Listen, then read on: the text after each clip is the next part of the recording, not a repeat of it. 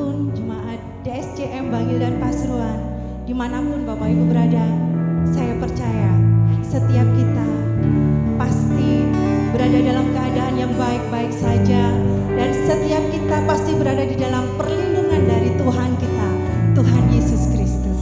Haleluya. Ibadah pada kali ini bertepatan dengan peringatan kenaikan Tuhan Yesus ke surga. Tuhan Yesus menjanjikan penghibur untuk setiap kita, yaitu Roh Kudus. Roh Kudus yang akan memampukan setiap kita. Mari Bapak Ibu buka hati, biar Roh Kudus boleh berkarya lebih lagi di dalam kehidupan kita. Kita persiapkan hati kita, kita mau bawa pujian penyembahan kita yang terbaik buat Tuhan kita. Mari kita satukan hati di dalam doa. Jika kami boleh ada sebagaimana kami ada pada hari ini, Tuhan, semuanya karena berkat kasih karunia yang daripada-Mu. Dan sebentar Tuhan Yesus, kami hendak menyanyikan kebaikan-Mu dalam kehidupan kami. Kami hendak meninggikan nama-Mu Yesus Kristus Tuhan. Ini setiap umat-Mu datang kepadamu Bapa, membawa setiap pujian kami, menyatakan Engkau ajaib bagi kami. Mari jemaat yang siap memuji Tuhan, kita katakan amin.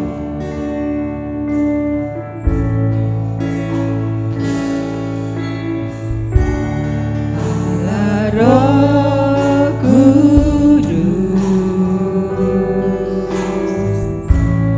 penuhi kami.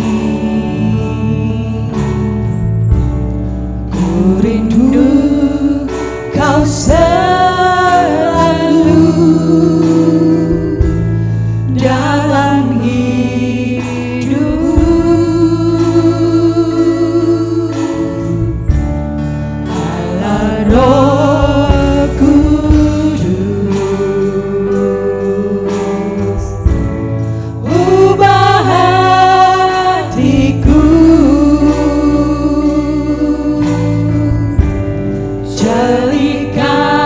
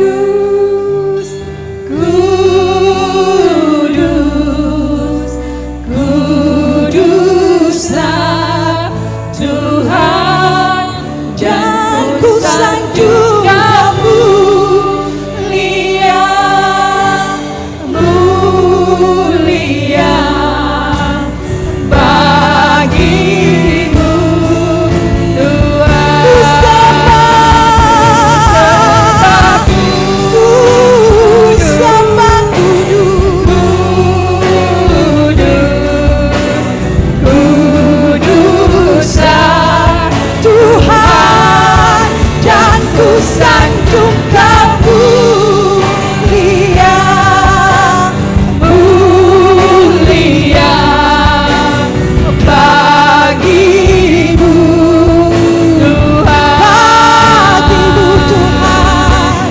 bagimu Tuhan, bagimu Tuhan,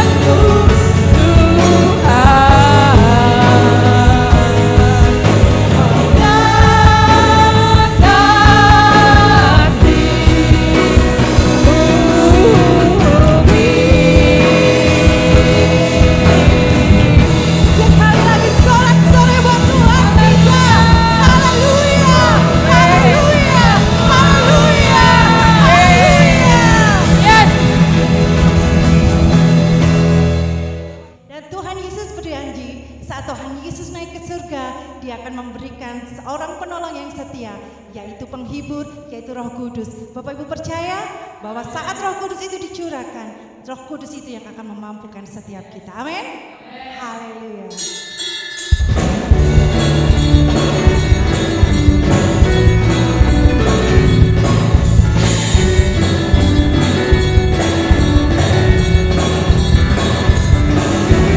Roh Kudus tercurah di tempat ini, urapannya yang ajaib memulihkan umatnya. Roh Kudus tercurah pada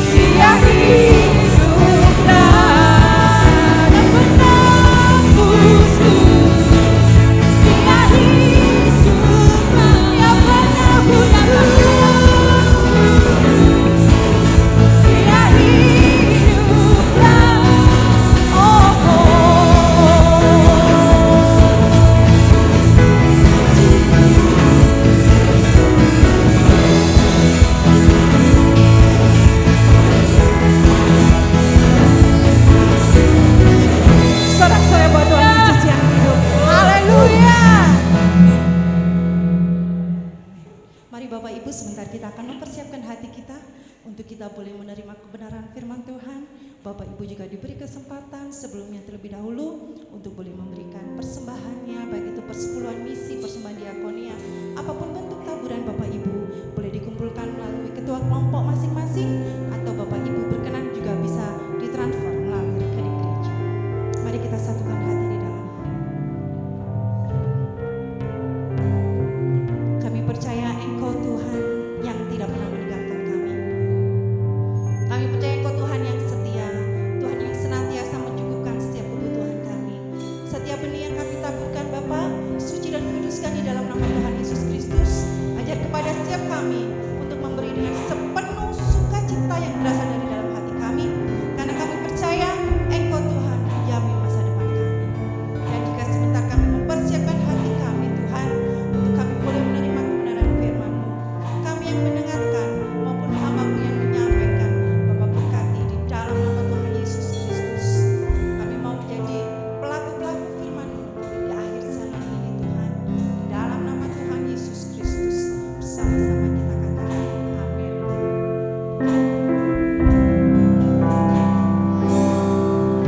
Engkau Tuhan yang setia, waktu-Mu selalu yang terbaik. Engkau Tuhan sandaranku, dan ku hanya kan berharap padamu. Satu-satunya yang ku andalkan,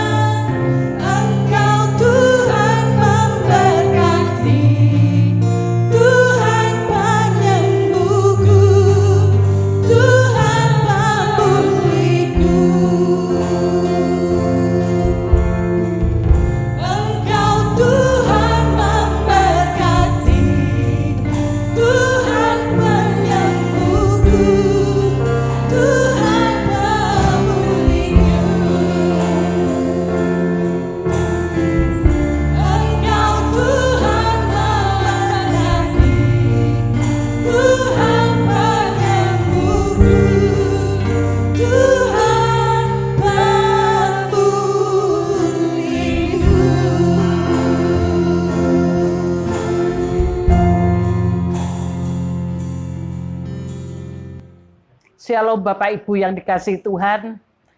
Bersyukur kami pada sore hari ini kami berada di dalam persekutuan dengan jemaat Tuhan di SCM Bangil Pasuruan, bahkan yang ada di cabang-cabang.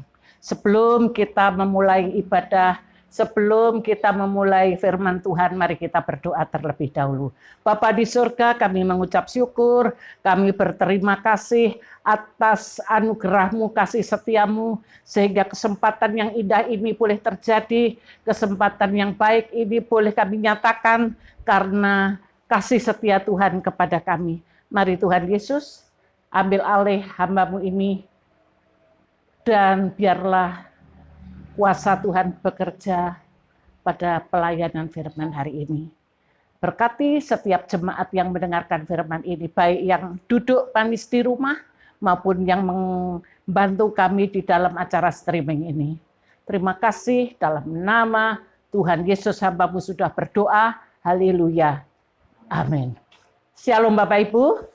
Terima kasih pada pagi hari ini kita boleh kembali sehati sepikir, boleh duduk bersama-sama pada hari yang sangat indah ini.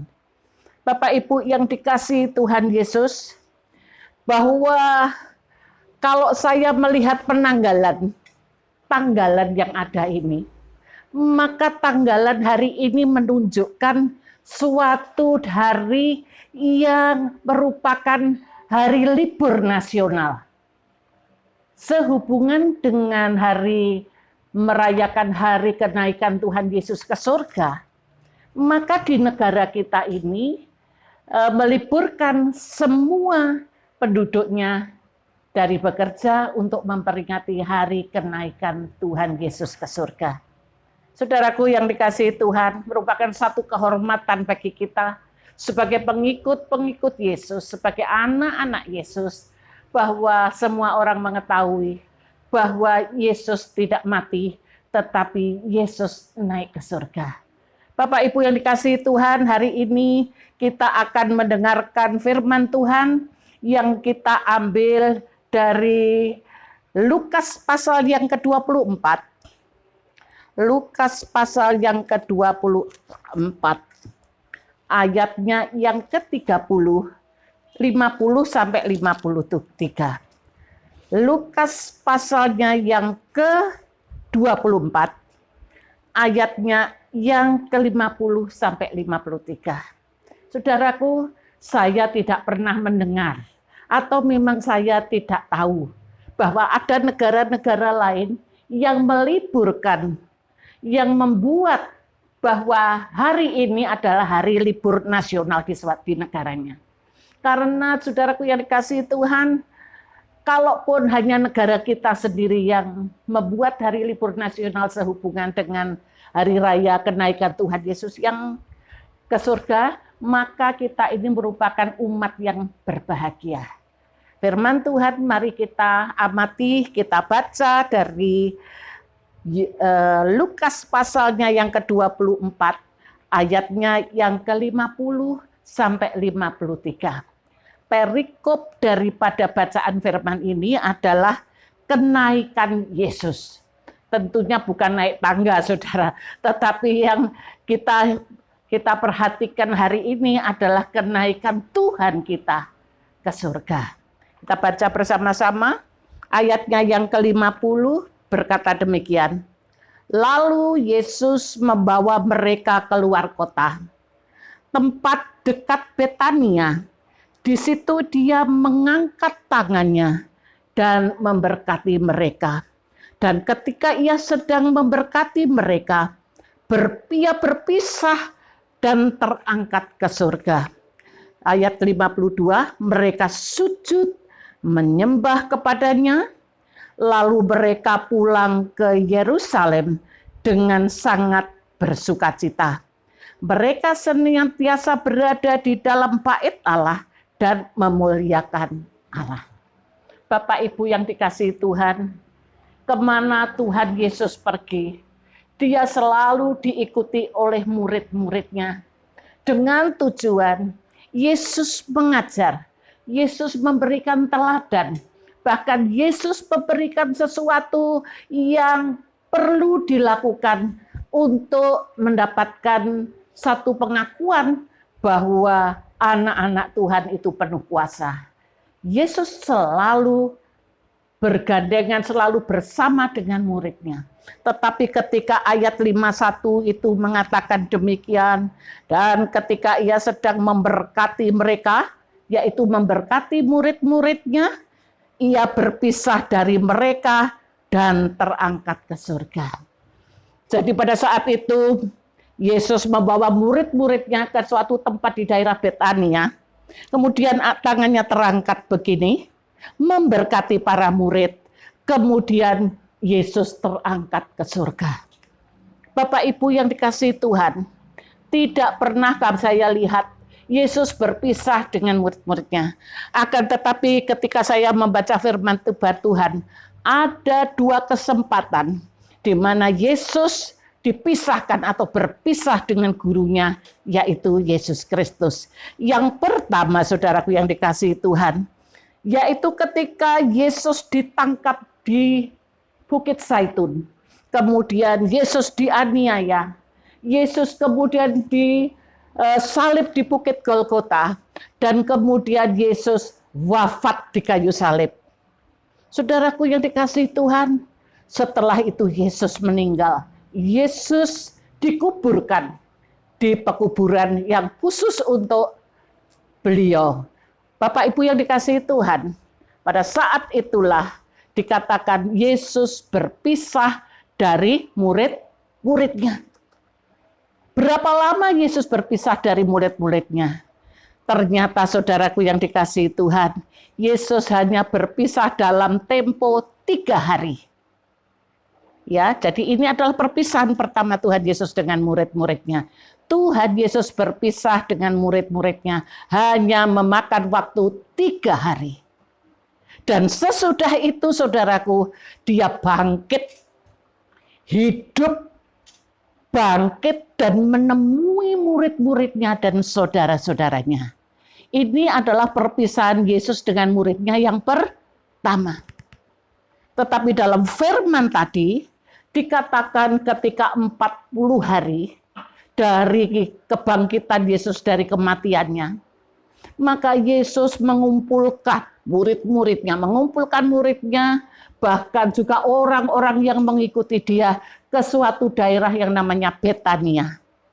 Kemudian dia mengangkat tangannya, Yesus mengangkat tangannya kepada murid-muridnya, kemudian tiba-tiba ia terangkat ke surga. Bapak Ibu yang dikasihi Tuhan, ini adalah perpisahan kedua Yesus dengan murid-muridnya. Bapak Ibu yang dikasihi Tuhan, jadi ada dua waktu di mana Yesus dipisahkan atau berpisah dengan muridnya, yaitu ketika Yesus meninggal dikubur dalam waktu 3 hari, dan yang kedua ketika Yesus naik ke surga, dia berpisah dengan murid-muridnya. Saudaraku yang dikasihi Tuhan, dikatakan di sini ayat yang ke-52 mengatakan mereka sujud menyembah kepadanya, kepada Yesus, lalu mereka pulang ke Yerusalem dengan bersuka-cita. Setelah Yesus naik ke surga, murid-muridnya pulang kembali ke Yerusalem dengan bersuka-cita. Mengapa demikian? Pada saat dia tahu bahwa Yesus naik ke surga, maka pengharapan di dalam murid-muridnya itu mulai timbul. Murid-muridnya teringat, saudaraku yang dikasihi Tuhan. Yesus berkata bahwa ia akan pulang ke rumah Bapaknya untuk membuatkan rumah bagi kita semua. Dan itu terjadi ketika orang lain, saudaraku, mati, hidup, mati, kemudian dia tidak akan bangkit lagi. Tetapi ada contoh di mana ada orang yang mati, yaitu orang kudus, di mana ketika Yesus bangkit dari kuburannya, orang-orang itu ikut bangkit, saudaraku. Dan itu orang-orang yang hidup kembali dari kematiannya itu berkeliaran di mana-mana sehingga orang banyak takut. Bedanya, saudaraku yang dikasihi Tuhan, ada orang yang dibangkitkan Tuhan Yesus. Akan tetapi kemudian kehidupan berikutnya orang itu mati. Tetapi berbeda dengan Yesus Kristus Tuhan kita. Dia bangkit sekali, kemudian dia hidup selamanya. Amin. Karena itu suatu pengharapan bagi kita. Saya teringat pada saat saya pertama mengikut Tuhan Yesus, ada satu pujian yang mengatakan demikian. Sebab dia hidup, ada hari esok. Sebab dia hidup, ku tak gentar. Saudaraku yang dikasihi Tuhan, pengharapan dan kesukacitaan murid-murid itu mengingatkan bahwa Yesus hidup dan dia naik ke surga, pulang ke rumahnya sendiri. Apa yang menyebabkan mereka senang? Ternyata ketika Yesus terangkat ke surga, maka mereka tahu, oh Yesus itu bukan manusia biasa. Kalau manusia biasa dia akan mati lagi. Tetapi Yesus naik ke surga dalam keadaan hidup. Pulang dia, aku pulang ke rumah Bapa. Kemana? Yaitu dia terangkat ke surga. Berarti siapakah Yesus? Apakah Yesus itu manusia biasa? Tidak, saudaraku. Bahwa Yesus kita itu adalah Allah sendiri. Tuhan kita. Di mana dia pulangnya bukan di dunia ini, tetapi terangkat ke surga. Amin Bapak Ibu. Jadi makna kebangkitan atau yang dikatakan makna kenaikan Yesus ke surga membuktikan yang pertama, Yesus bukan manusia, tetapi Yesus pulang ke surga ke rumahnya berarti dia Allah. Berbahagialah kita saudara yang menjadi pengikut Yesus. Sebab saudaraku yang dikasihi Tuhan, ketika Yesus terangkat ke surga, maka kita pun yang menjadi pengikut Yesus dengan taat, dengan melakukan firman, besoknya juga akan terangkat ke surga. Seperti Yesus terangkat ke surga. Amin Bapak Ibu. Punyalah pengharapan, punyalah kerinduan bahwa kita pun akan diangkat ke surga seperti Yesus. Karena itu Bapak Ibu yang dikasihi Tuhan, yang tadi dikatakan bahwa kenaikan itu menyebabkan mereka bersukacita karena mereka boleh membuktikan bahwa Yesus bukan manusia biasa, tetapi Yesus adalah Allah. Firman Tuhan pada Yohanes 14 ayat 3, Yohanes 14 ayat 3, Yohanes 14 ayat 1 sampai 3, maaf. Yohanes 14 ayat 1 sampai 3 mengatakan demikian. Janganlah gelisah hatimu. Percayalah kepada Allah. Percayalah juga kepadaku. Itu yang berbicara itu Tuhan Yesus, ya. Di rumah Bapakku banyak tempat tinggal. Jika tidak demikian, tentu aku mengatakannya kepadamu. Sebab aku pergi ke situ untuk menyediakan tempat bagimu. Jadi Bapak Ibu yang dikasihi Tuhan, Yesus naik ke surga bukan enak-enak saudara. Dia pulang ke rumah Bapaknya. Ya ke rumahnya sendiri. Yesus mengatakan, aku menyediakan tempat bagimu. Dan apa kelanjutannya? Dan apabila aku telah pergi ke situ bagimu, aku akan datang kembali, membawa kamu ke tempatku, supaya di tempat di mana aku berada, kamu pun berada. Saudaraku yang dikasihi Tuhan, ternyata kita ini ada di dalam hati Yesus. Dia katakan, aku menyediakan tempat bagimu. Tempat bagi kita ini bukan di dunia ini, saudara. Karena kita ini hidup, dikatakan dalam firman, umur kita itu cuma 70 sampai 80 tahun. Setelah itu tidak ada enaknya hidup di bumi karena faktor fisik kita menjadi tua. Jadi Bapak Ibu yang dikasihi Tuhan, ternyata Yesus terangkat ke surga itu menyediakan tempat, menyediakan rumah bagi Bapak Ibu Saudara yang mengikut Yesus. Amin. Jadi kalau saudara ini tidak punya rumah di dunia, tidak usah khawatir. Karena bagimu Yesus telah menyediakan rumah di surga. Jadi yang nomor 2 saudara. Yang pertama tadi membuktikan dia naik ke surga. Itu membuktikan bahwa dia adalah Allah, bukan manusia biasa. Yang nomor 2, dia naik ke surga itu menyiapkan tempat bagi kita semua. Supaya ketika rumah itu jadi, maka dia akan menjemput kita yang hidup di dunia ini, diangkat bersama-sama hidup bersama Tuhan Yesus. Jadi di sini kita boleh melihat bahwa target kita itu bukan rumah di bumi, tetapi target kita adalah rumah beserta Yesus di surga. Amin. Karena itu Bapak Ibu yang dikasihi Tuhan, untuk apa Yesus itu naik ke surga? Kalau kita lihat, ternyata ada maksud lain daripada Yesus ini. Yaitu ketika dia ke surga, saudaraku, dan ketika kita melihat apa yang dikatakan firman Tuhan, ternyata Yesus itu menolong kita dalam segala kesusahan. Kita diluputkannya, kita dilindunginya, supaya anak-anaknya yang hidup di dunia ini boleh dijemput Yesus dilepaskan dari kesulitan besar, yaitu masa anti-Kristus, di mana hanya anak-anak Tuhan Yesus saja yang bersungguh-sungguh dan taat kepada Tuhan, itu yang dijemput, dan bersama dengan Yesus kita hidup di surga. Jadi yang ketiga, bahwa kita diluputkan dari masa aniaya besar atau masa antikristus yang menimpa dunia ini. Kita harus bersukacita.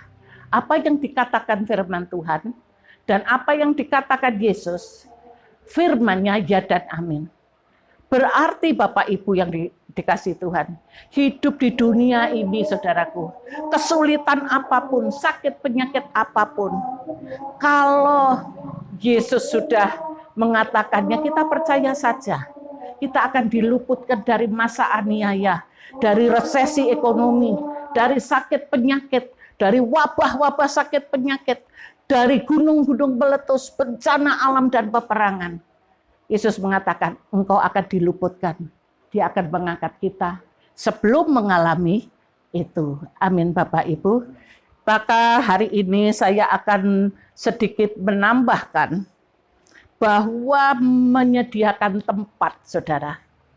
Saya akan berbicara sedikit. Kalau kita ini hidup di dunia ini, mengadakan satu pesta, mengadakan satu upacara, maka kita selalu mempunyai tempat untuk tamu-tamu yang istimewa. Oh, ini tempatnya Pak Wali Kota. Ini tempatnya para pendeta. Ini tempatnya hamba-hamba Tuhan.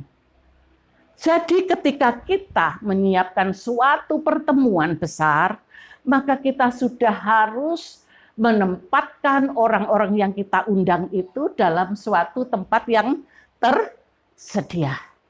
Mengapa demikian, saudaraku? Karena kita menghargai tamu yang kita undang. Kalaupun saudara lupa menyiapkan tempat bagi tamu undangan yang istimewa, maka tempat itu bisa ditempati orang lain. Maka jangan sampai kita itu mengatakan, Pak, maaf ya, tolong pindah ke sana. Ini tempatnya Bapak Wali Kota. Yang kita alihkan itu, kita bisa melihat bagaimana perasaannya. Paling dia berkata, oh iya ya, itu tamunya tamu orang yang berpangkat. Aku orang biasa. Berarti ada suatu kedukaan di dalam orang yang tempatnya digeser. Tetapi Yesus berkata, aku menyiapkan tempat bagimu. Aku pulang ke surga. Aku terangkat ke surga untuk menyiapkan tempat bagimu. Artinya apa? Bahwa kita ini dihargai oleh Tuhan. Kita ini dicintai oleh Tuhan. Sehingga Tuhan sendiri yang akan memberikan tempat di surga. Amin. Artinya yang ketiga tadi, Yesus mengasihi kita semua. Yesus mendahulukan anak-anaknya yang setia, yang taat untuk dibawa bersama-sama di tempatnya yang sudah disediakan. Amin Bapak Ibu. Karena itu hari ini kenaikannya ke surga, Yesus memberikan ketentraman di hati kita. Dia siapkan tempat ke surga karena kita ini dihargai oleh Yesus. Karena itu saudaraku, yang tadi dikatakan, saya sering menyanyi, kalau kita sebagai umat Tuhan itu susah, sebagai umat Tuhan menderita, ngomel, itu tidak layak bagi kita. Sebab kita harus tahu bahwa tempat kita adalah tempat terindah di surga. Tu berbahagia, yakin teguh, Yesus abadi kepunyaanku. Aku warisnya, ku ditebus, ciptaan baru, Rohul Kudus. Saudara, kita itu diciptakan oleh Tuhan sebagai satu ciptaan baru yang sangat dihargai oleh Tuhan. Kita ditebus dan kita diberikan Rohul Kudus. Mari kita baca kapan kita diberikan Rohul Kudus. Yohanes ayatnya yang ke-16. Yohanes ayatnya yang ke-16. Ayat 7, mari kita baca bersama-sama. Ayat ini adalah ayat yang indah. Ayat ini adalah ayat yang menghibur kita. Mari kita baca firman Tuhan. Yohanes 16 ayat 7 mengatakan demikian. Namun benar yang kukatakan ini kepadamu adalah lebih berguna bagi kamu jika aku pergi. Sebab jikalau aku tidak pergi, maka roh penghibur itu tidak akan datang kepadamu. Tetapi jikalau aku pergi, aku akan mengutus dia kepadamu. Saudaraku yang dikasihi Tuhan, ternyata seorang itu kalau dia didampingi terus oleh orang tuanya, dia tidak bisa belajar menghadapi persoalan-persoalan yang dia terima baik di dunia maupun dengan lingkungannya, dengan keluarganya. Karena itu seringkali kalau kita di Amerika, di negara-negara barat, anak umur 18 tahun itu Bapak Ibu, itu sudah harus berpisah daripada orang tuanya. Dia pindah ke apartemen, dia belajar hidup, walaupun kadang-kadang masih disubsidi orang tuanya. Umur 18 sudah dipisah, supaya mereka belajar hidup. Tetapi Tuhan kita ini luar biasa. Dia meninggalkan kita. Ya, lebih baik aku meninggalkan kamu. Supaya dikatakan, aku mengutus roh penghibur itu datang kepadamu. Jadi kita ini tidak disiapkan Tuhan menjadi yatim piatu. Seperti seorang anak yang dipisah dari orang tuanya, Yesus tetap bertanggung jawab. Yesus akan mengirimkan kepada kita, mengutus roh penghibur untuk menyertai kita. Amin Bapak Ibu. Karena itu yang dikatakan oleh Tuhan Yesus, ketika roh penghibur Rohul Kudus itu tinggal di dalam kita, maka tubuh kita ini menjadi bait Allah. Menjadi rumah Allah. Karena itu saudara, berhati-hatilah.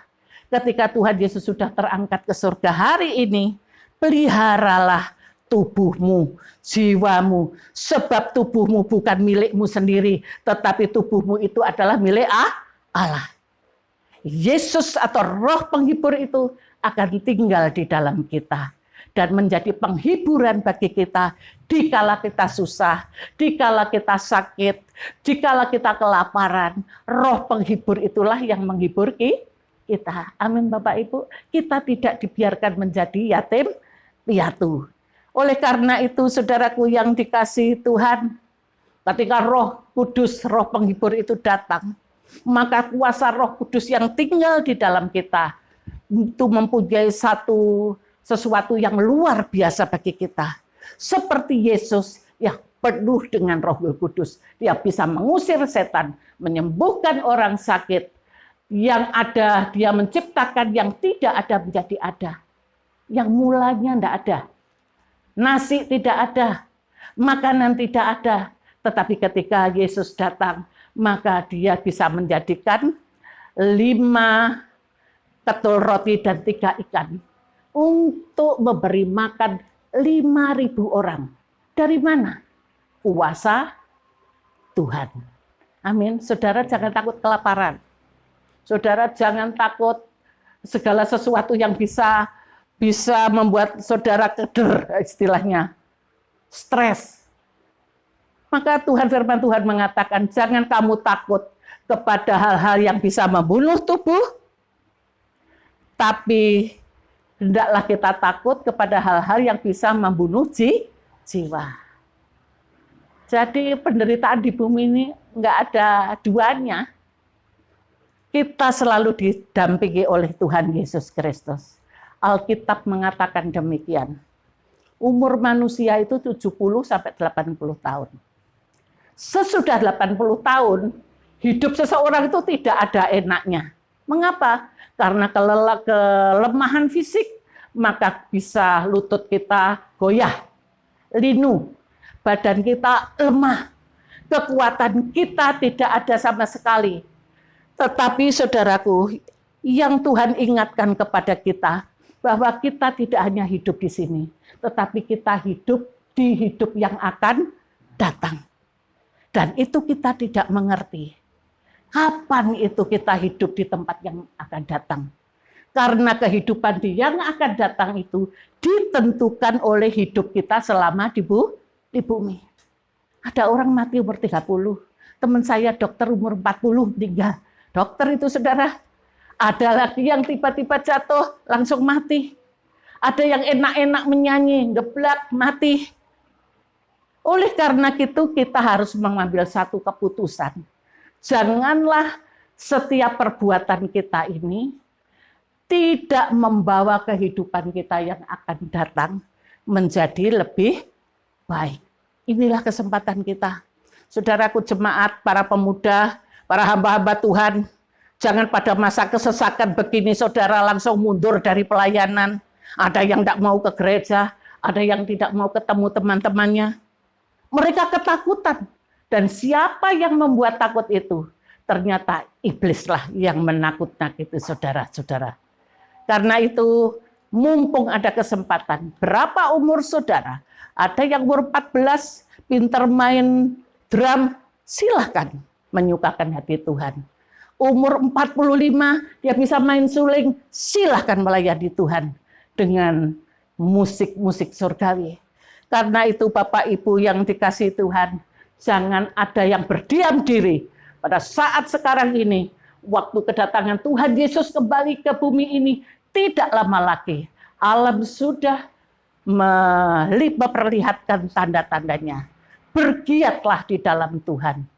Supaya kita boleh menentukan, boleh membuat satu keputusan bahwa ketika kita bekerja, kita hidup ini untuk membawa hidup kita yang akan datang itu menjadi lebih baik. Amin Bapak Ibu yang dikasihi Tuhan. Jadi apa yang menjadi makna terangkatnya Yesus ke surga? Ada 3 saudaraku. Yang pertama, bahwa kita tahu bahwa Yesus itu tidak mati. Yesus tetap hidup, dia terangkat dalam keadaan hidup. Artinya saudara, Yesus hidup di surga, pulang ke surga. Artinya apa saudara? Bahwa Yesus kita itu bukan manusia biasa, tetapi Yesus kita adalah Tuhan yang menguasai yang rumahnya di surga. Yang nomor 2, bahwa ketika Yesus pulang ke surga, firman-Nya di dalam Yohanes 14 ayat 1-3, aku pulang ke rumah Bapa, menyediakan tempat bagimu. Ketika tempat itu jadi, aku akan kembali menjemput kamu untuk dibawa ke surga, supaya di mana Yesus berada, kita juga berada. Jadi yang kedua, makna kebangkitan Tuhan Yesus atau naiknya Tuhan Yesus ke surga adalah menyiapkan tempat bagi kita. Bahwa kita sudah punya rumah idaman di surga. Tidak seperti rumah yang di dunia ini. Tetapi kita punya rumah di surga yang jauh lebih indah, lebih mulia, lebih nyaman, bahkan tidak ada sakit penyakit yang di sana. Amin Bapak Ibu. Jadi saudara yang sakit hari ini jangan putus asa. Walaupun di dunia saudara itu sakit, tetapi mengertilah saudara, bahwa engkau ketika engkau diangkat bersama Yesus, di sana sudah tidak ada lagi sakit penyakit. Amin. Kencing manis enggak ada, gagal ginjal cuci darah enggak ada. Amin. Bahkan makanan semua sudah tersedia di sana. Kita tinggal memuji menyembah Tuhan. Amin. Yang ketiga saudaraku yang dikasihi Tuhan, makna daripada naiknya Tuhan Yesus ke surga, yaitu saudaraku, dia akan mengirimkan Roh Kudus-Nya supaya umat yang dikasihinya ini tidak seperti yatim piatu. Dia mengirimkan Roh Kudus-Nya, yaitu Roh penghibur yang akan menemani kita di dunia ini. Menghibur kita dikala kita susah, menghibur kita dikala kita menderita, menghibur kita ketika kita sakit, menghibur kita ketika kita dalam kelemahan tubuh. Artinya, kalau Yesus beserta kita, maka tidak ada lagi lawan kita, yaitu segala yang ada hubungannya dengan kehidupan di dunia. Ketika Yesus mengirimkan Roh Kudus-Nya, berarti Roh Kudus itu ada di dalam hidup kita. Roh kita dan Roh Kudus menyatu menjadi satu yang dinamakan Emmanuel. Ketika Yesus mau hadir di dunia, malaikat Tuhan Jibril mengatakan, namailah anak yang kau lahirkan itu dengan Immanuel. Artinya Allah beserta kita. Hari-hari ini dengan kenaikan Tuhan ke surga, Dia mengirimkan Roh Kudus-Nya kepada kita, dan kita ini menjadi orang yang Immanuel, di mana kita dan Tuhan itu menjadi satu pribadi yang menjadi satu. Maka apa yang menakutkan kita tidak ada lagi. Apa yang membuat kita gemetar tidak ada lagi. Karena Yesus yang ada di dalam kita itu manunggal beserta kita. Amin Bapak Ibu. Karena itu sekali lagi pada ibadah kenaikan Tuhan Yesus ini, ingatlah, bekerjalah bersungguh-sungguh untuk menyenangkan hati Tuhan, menyenangkan Roh Kudus yang ada di dalam ini. Jangan hidup sembarangan, waktunya sudah dekat. Tidak semua orang yang beribadah akan diangkat Tuhan ke surga. Hanyalah orang-orang yang taat, orang-orang yang tidak melawan firman, dan orang yang setia kepada Tuhan. Amin. Karena itu Bapak Ibu yang dikasihi Tuhan, di hari ibadah kenaikan Tuhan Yesus yang kita nikmati hari ini, kita mengucap syukur kepada Tuhan. Kita menjadi orang yang berbahagia, kita menjadi orang yang disayangi Tuhan.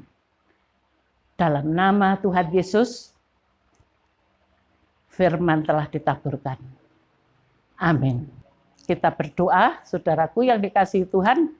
Bapa di surga, kami mengucap syukur, kami berterima kasih atas firman hari ini. Sebab pada hari ini kami boleh memaknai kenaikan Tuhan Yesus ke surga, karena kami melihat bahwa Yesus adalah Allah, bukan sekedar manusia yang sekarang tinggal di surga dalam keadaan hidup. Yang kedua, Tuhan Yesus, kami melihat bahwasannya Tuhan Yesus, Engkau tidak menganggur setelah Engkau naik ke surga. Firman-Mu mengatakan Engkau menyiapkan tempat bagi kami. Terima kasih banyak Tuhan Yesus atas tempat, atas rumah yang Tuhan sediakan bagi kami. Sebab rumah di dunia ini penuh masalah Tuhan. Tetapi ketika kami hidup bersama-Mu, kami diliputi oleh damai, sejahtera, dan sukacita. Yang ketika Tuhan Yesus naik ke surga, maka Tuhan masih memperhatikan kami dengan mengirimkan roh penghibur kepada kami dan tinggal di dalam pribadi kami. Sehingga kami tidak takut lagi. Kami tidak menjadi yatim piatu lagi Tuhan. Tetapi kami bersama hidup, kami Emmanuel hidup bersama Tuhan hari ini sampai selama-lamanya.